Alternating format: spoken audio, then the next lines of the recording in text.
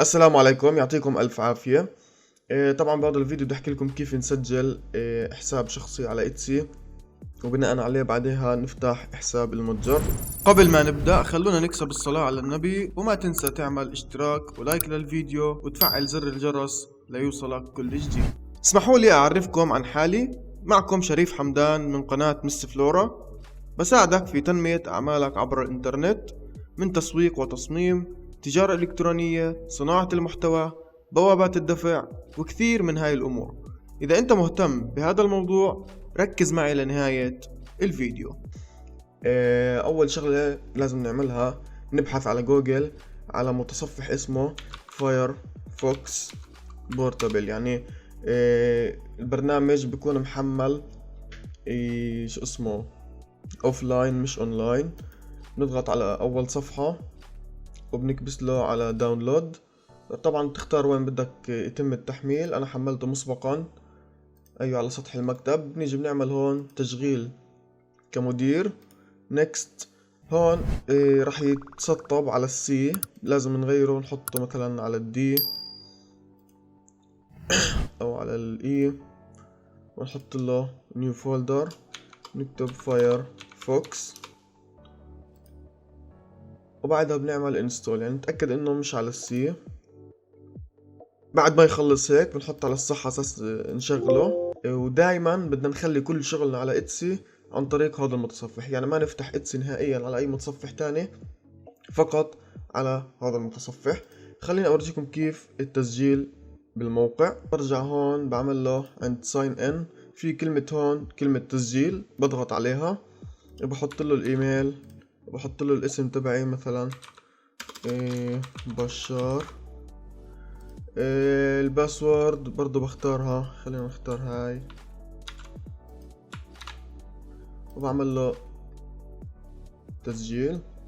هيك فتح على الصفحة الرئيسية، صار عنا حساب مبدئي. خلينا نحكي احنا وصلنا ل 5 أو 10% من إنشاء الحساب. بروح هون على account setting.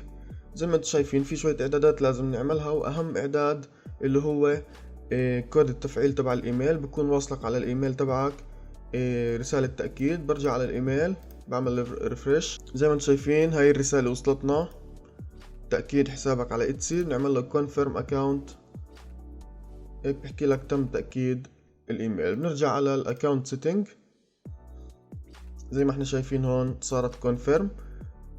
هون بعض التعديلات البسيطة، الاسم شو اسمه، مثلا إذا بتحب تغير اسمك. خلينا نروح على كلمة بروفايل. طبعا بنضيف صورتك الشخصية، صورة اللوجو تبعك، ما في مشكلة. الاسم إذا بتحب تغيره. بتختار الجنس، بتختار المدينة اللي انت فيها، مثلا جيروزالم. تاريخ الميلاد تبعك مثلا about. بتكتب هيك نبذة عن نفسك، اي اشي. هون بحكي لك اذا حابب انت الناس شو تشوف عندك لما تفوت على البروفايل تبعك. هدول بطفيهم على اساس الناس ما تشوف شو انا معجب بالمتاجر او يعني المنتجات اللي انا معجب فيها. بس الشب بخليها على اساس يعني ممكن الناس تفوت على المتجر تبعك من خلال الصفحة الشخصية. خلينا نعمل له سيف. زي ما انتم شايفين يا شباب هاي صفحة اتسي الرئيسية. طبعا بعد ما دخلنا وسجلنا الايميل بنروح على الاكونت، من هون على الاكونت سيتنج، بعديها بنروح على السكيورتي. بعديها في بحكي لك 3 طرق للتحقق بخطوتين، اما عن طريق يعني التلفون انهم يتصلوا عليك، او الاس ام اس، او تطبيق شو اسمه، تطبيق اللي هو تأكيد الارقام، التحقق بخطوتين. تمام. هلا اللي انا بنصح فيه طبعا التطبيق، لانه يمكن انك انت ما يكون معك رقم جوال مؤهل يستقبل رسائل. فالتطبيق مجرد ما تفعله زي هيك بيحكي لك لازم تنزل تطبيق على الموبايل تبعك، سواء ايفون او اندرويد. فانا بنصح في التطبيق اللي اسمه دو، او تطبيق جوجل. هذول التطبيقين نفس المبدأ نفس العملية، بإمكانك تشوف شرح بسيط عنهم على يوتيوب. خلينا احنا هون راح نفعل الحساب على الاس ام اس. طبعا هون بنضيف الكود مع رقم الهاتف، يعني لازم مقدمة الدولة تكون موجودة على اساس توصلك الكود بشكل سليم. هسا بتنتظر شوي بوصلك رسالة وبنعمل نيكست، وهون بحكي لك اوكي تم انه تفعيل المصادقة الثنائية. تعمله نيكست، راح يعطيك هون شو اسمه اكواد بحالة مثلا صار معك مشكلة برقم الهاتف، صار معك اي اشي تقدر تستخدم هاي الاكواد بالمستقبل. فضروري انك تحفظها بملف خارجي يعني تضلك حافظه، خلص تسميه انه هدول اكواد للإتسي. تمام، هيك زي ما انتم شايفين هاي الصفحة الرئيسية لموقع إتسي. خلينا نروح على سيل اون إتسي، البيع على إتسي. get started، تحط على هون، خلي هاي هون بحكي لك اذا حابب يعني اشياء احنا نساعدك فيها. بتقدر تختار 3 اشياء عشوائية او الاشياء اللي بتكون مناسبة للمتجر تبعك. هون start your shop. فاول اشي رح اجيب لي بهاي الطريقة، بحكي لك المتجر تبعك وين واللغة وين وكل هاي الامور. فانا خليني اختار المنطقة يونايتد ستيت والعملة الدولار. تمام، زي ما انتم شايفين هاي الشوب لانجويج انجلش، الدولة اسرائيل للاسف طبعا. العملة خلينا نختارها الدولار الامريكي. هون طبعا بحكي لك راح يصير في فرق عملة بحالة لما تتحول الفلوس عندك، مش مشكلة. خلينا نعمل له سيف اند كونتينيو. هون بحكي لك ايش اسم المتجر اللي انت بدك اياه. تمام، هيك اخترنا اسم المتجر. طبعا انت ضروري تكون مجهزه بشكل مناسب للستور تبعك ومناسب للبضاعة اللي راح تعرضها عشان يبين احترافي اكثر. زي ما انتم شايفين هم طبعا بيطلب منكم بالبداية تضيفوا اول منتج. فانا بفضل انك تضيف منتج يكون صناعة محلية او هاند ميد ويتم شحنه من اسرائيل. ولكن مش مشكلة، في طريقة انه نعمل المنتج رقمي، يعني هو انك تبيع تصميم او ملف اس اف جي او اشي من هذا القبيل. خلينا نحط على الاد فوتو. طبعا انا مجهز منتج هيك يعني سريع، وخلينا نحكي وهمي بس للتجربة. طبعا على ادراج المنتج باخد 20 سنت. هاي الصورة الرئيسية تبعت المنتج. هون التايتل، خلينا نشوف التايتل. طبعا انا مجهزه. الافضل يا شباب تكونوا مجهزين التايتل والوصف كل اشي. طبعا بحالة انا هذا الاشي بشرحه سريع، بس ان شاء الله اكيد راح احكي لكم كيف نضيف المنتج الرقمي والعادي وكل هاي الامور. بس هاي اتبعوا الخطوات اللي انا بعملها فقط. تمام، هون مجرد ما تضيف العنوان راح يجيب لك الفئة تلقائيا انه هذا الملف للطباعة مثلا وملف ديجيتال. هاي الامور مش ضروري تختارها، بعدين بعلمكم اياها. خلينا نختار هون ديجيتال، الوصف جاهز. هون برضو اللي هو كلمات مفتاحية، خلينا نحط اس اف جي بس هيك يعني تيست. برضو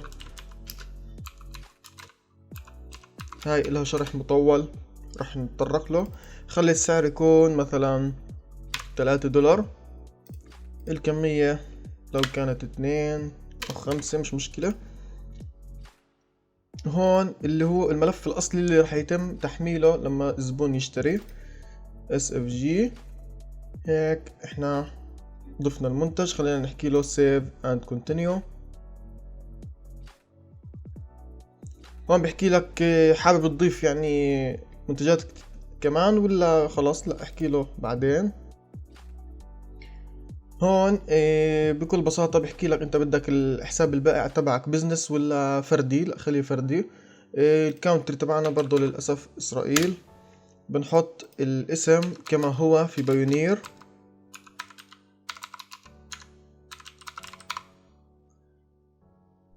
تمام، نختار طبعا تاريخ الميلاد.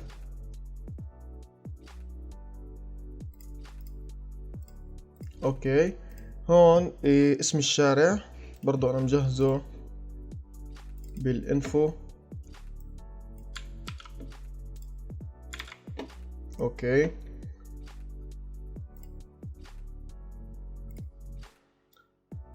المدينة، البوستال كود، وطبعا هون رقم الهاتف مع المقدمة.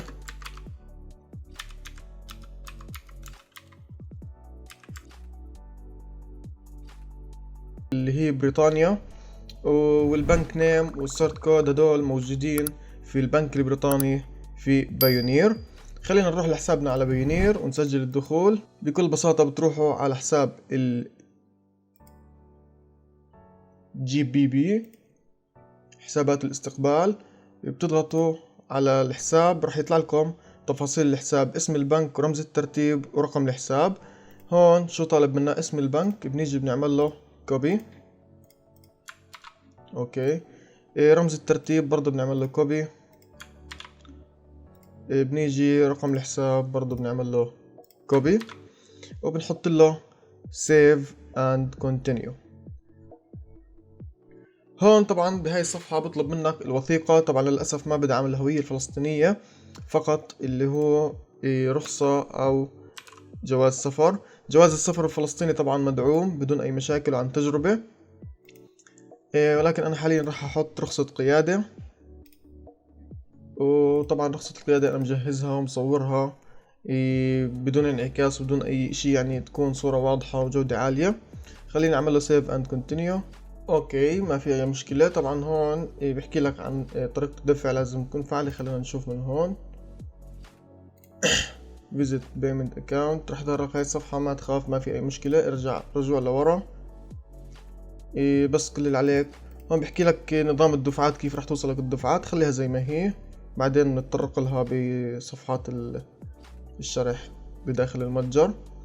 خلينا نعمل له save and continue. هون طبعا اللي هي إضافة البطاقة على أساس يسحبوا منها العمولات أو أي إشي بلزمهم يكونوا يعني هم بأمان. كل اللي عليك أنت تضيف بطاقة بنك حقيقية نوعها كريدت كارد. طبعا هاي أقوى أنواع البطاقات. بكل بساطة هيك إحنا جهزنا الموضوع. كل اللي عليك تعمل save and continue. خلينا نعمل على open your shop، ومبروك عليك هيك افتتاح المتجر.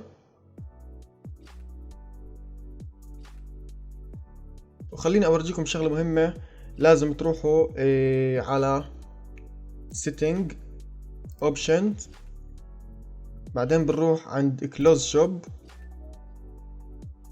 هون في عندي رصيد لازم يتم دفعه، ومن الضروري تدفعوه على اساس ما ينعمل suspend. هلا هو suspend وارد بكل الأحوال راح يجي سسبند، لكن راح نشرح كيف نفكه. بس الأحسن إنك تكون دافع عشان ما تخلي لهم حجة إنك أنت مش دافع، أو إنه يصمموا على قرارهم بتسكير الحساب. فبتضغط على الرصيد من هون.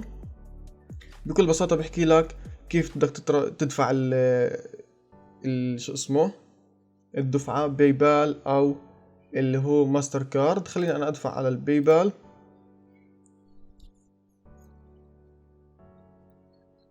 تأكيد الحساب البنكي تقدر تضغط عليه من هون، وفي كمان تقدر تروح على البيمنت اكاونت، ونفس الاشي بيكون طالب منك انك تعمل تفعيل للاكاونت البنكي. فبتضغط على get started. بس كل اللي عليك طبعا انت بتكون حاطط شو اسمه البنك البريطاني. خلينا نحط هيك زي ما انت شايف. بجيب لك verify account، بتضغط عليها. هون بحكي لك ارجع هون، يعني ارجع لهاي الصفحة بعد ما توصلك حوالة. طبعا هي راح توصلك الحوالة على بايونير، ممكن انها توصلك 1 سنت 2 سنت 5 سنت 10 سنت حسب. هم راح يبعتوا لك حوالتين او حوالة صغيرة. مجرد ما وصلت بحسابك في البايونير بترجع هون وبس بتكبس قديش وصلك وبتعمل له كونفيرم. راح اورجيكم كيف. تمام يا شباب، طبعا بعد ما استنينا فترة 24 ساعة راح توصلنا دفعة مالية.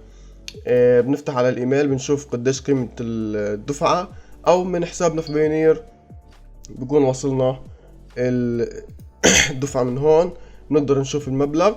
بنرجع بكل بساطة على اتسي، اما بنضغط على verify account او بنروح على الامور المالية من هون على البيمنت account، بنضغط على verify account. هون قديش وصلنا 0.11، نحط 0.11، نعمل verify account.